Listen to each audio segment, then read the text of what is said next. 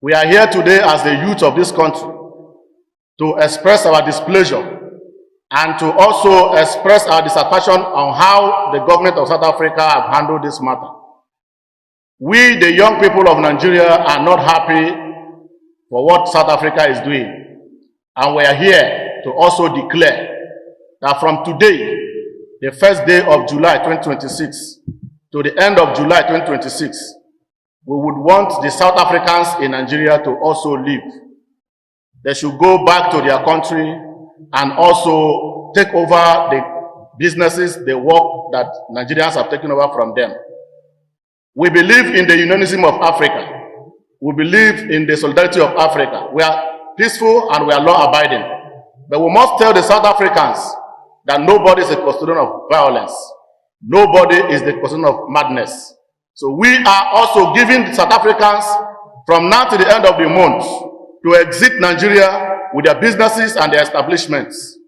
If not, the measure with which they treated our people in South Africa will be applied here in Nigeria. Thank you very much. We will not be traveling to South Africa, our fellow African country, looking for greener pasture, if our leaders had fixed this country and provided opportunity for young people. What are they doing in South Africa that we cannot do in Nigeria? What sort of technology, infrastructure? What sort of manpower? We are the one powering the economy. It is because we do not have the enabling environment here in Nigeria for our young people to express themselves, for businesses to thrive. That's why you see our people running. We are therefore calling on the government. The federal government should fix this country, do what is right, create an enabling environment for businesses to thrive, provide jobs for our young people. That is what can stop the Japa syndrome. Imagine a country like South Africa, country that we were giving help to in the past, over $3 million, when they were having the apartheid issues. When Nelson Mandela was released from prison, Nigeria donated over $10 million, just as my chairman rightly said. We were the ones that have been sustaining them, feeding them. How come today, South Africans now have the guts to send us home? Nigerians, let's put our heads together. I'm calling on the government to fix this country so that our people can come home and have jobs to do here in Nigeria. Thank you. The Forum of National Youth Leaders of Political Parties in Nigeria has issued an ultimatum asking South African nationals residing in Nigeria to leave the country by the end of July 2026, citing renewed concerns over reported xenophobia attacks on Nigerians and other African nationals in South Africa. The forum made the declaration during a press conference on Wednesday, where its members condemned what they described as recurring attacks against Nigerians in South Africa, insisting that the incidents amounted to Afrophobia rather than xenophobia. According to the group, the attacks represent Africans targeting fellow Africans, a development it said undermines the ideals of African unity and solidarity.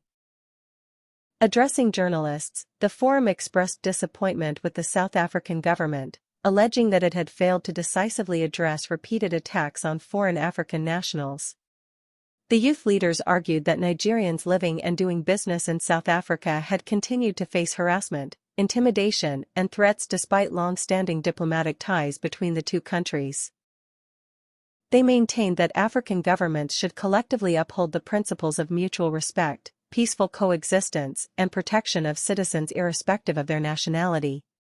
The forum also highlighted Nigeria's historical support for South Africa during the struggle against apartheid. It noted that successive Nigerian governments backed the anti-apartheid movement diplomatically and financially, recalling that Nigeria consistently championed the South African cause at international forums, including the United Nations. The group further referenced Nigeria's contributions through the Southern Africa Relief Fund and the popular Mandela tax, under which Nigerian workers made financial contributions in support of the anti-apartheid struggle. According to the forum, those sacrifices reflected Nigeria's commitment to the liberation of South Africa and the promotion of African solidarity. The youth leaders said they were giving South Africans living in Nigeria until the end of July to leave the country, warning that patience among Nigerian youths was wearing thin over the continued reports of attacks on Nigerians in South Africa. The forum described its position as a response to what it called repeated acts of violence and intimidation against Nigerians, while urging the South African authorities to take urgent and concrete measures to protect foreign nationals and restore confidence in their commitment to African unity. The statement comes amid renewed concerns over reports of attacks and anti-immigrant sentiment in parts of South Africa. Successive Nigerian governments have consistently called for the protection of Nigerian citizens abroad and have urged South African authorities to investigate attacks, prosecute perpetrators, and strengthen measures to safeguard lives and property. Diplomatic relations between Nigeria and South Africa remain significant, with both countries playing leading roles on the African continent through trade, investment, and multilateral cooperation.